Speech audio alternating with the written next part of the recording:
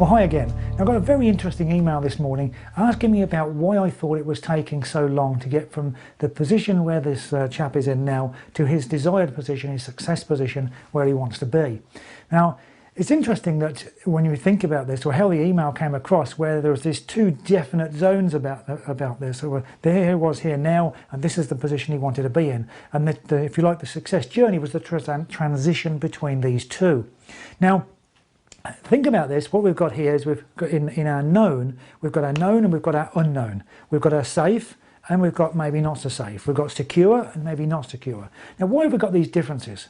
Well, clearly one is a state of being that we're in now. We've grown accustomed to it. We're used to it. It does feel comfortable. It's not threatening in any way at all. Now, on a logical thing, you might say, okay, well, yes, but when I'm successful, I'm going to have more money. I'm going to be able to do this. And so that's going to be great for me anyway. Now, that's on a conscious level. We might think about that. Well, we do think about that.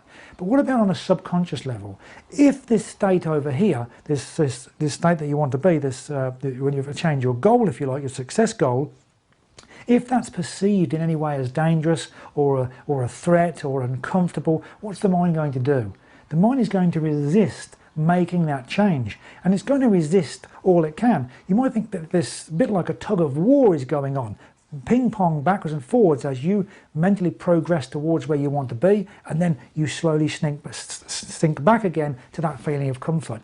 And you know, it's a little bit like the old game of snakes and ladders. You roll the dice, set off going through the checkerboard, and as you go along you come across a ladder and you're able to elevate up near the top of the board. But eventually you come across some snakes and you slither all the way down to the bottom and you start over. Now, of course, the game, you keep rolling the dice and eventually you'll overcome the snakes and the ladders and you'll get to the point you want to be. And this is the same with success, of course. It's the same principle.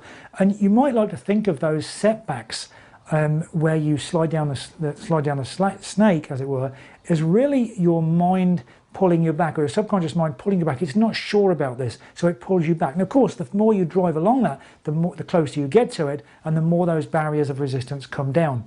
But one other thing is that a lot of people will try and approach reaching success by a linear, logical approach. Now, that may work for a lot of people, or they may believe it will work for them. A lot of the books say the productivity and avoid procrastination and all this sort of stuff is saying have these goals set out, daily goals, hourly goals, and work the way through, and then you'll get to this point.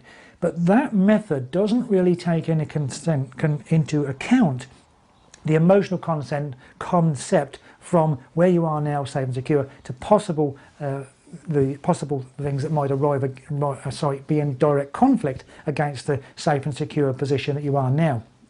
So how do you overcome this? How do you get to this position here, from this position here, in a way that you are not sort of connected to it? Now, just that little bit alone is a key there, in the way that you're not connected to it. What you need to do is to set up or visualize yourself going to this position of the success position, but this success position must be independent of yourself. Now, this is a very hard concept to understand, because we're told to imagine these things and these things will come true. And that's great. There's some power, there's some energy in that, and that's certainly a thing that we do want to create, that in imagination, and then we move towards that success state.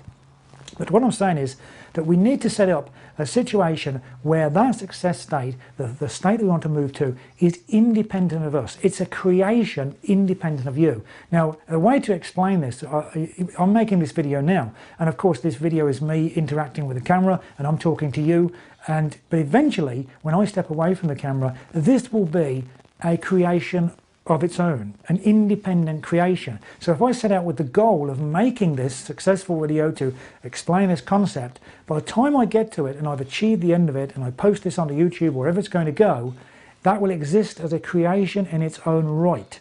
It hasn't carried with it any of my emotions, any frustrations, any, let us say, snakes and ladders. It hasn't carried with any of those things with it, and it doesn't contain any of them. Now, so think about that. If you look at the creation, look at what you want, make that a creation separate of yourself, independent of yourself. And by doing that, you won't drag along any of that baggage from where you are now to where you want to be. Hope that helps, and I'll catch up with you very soon.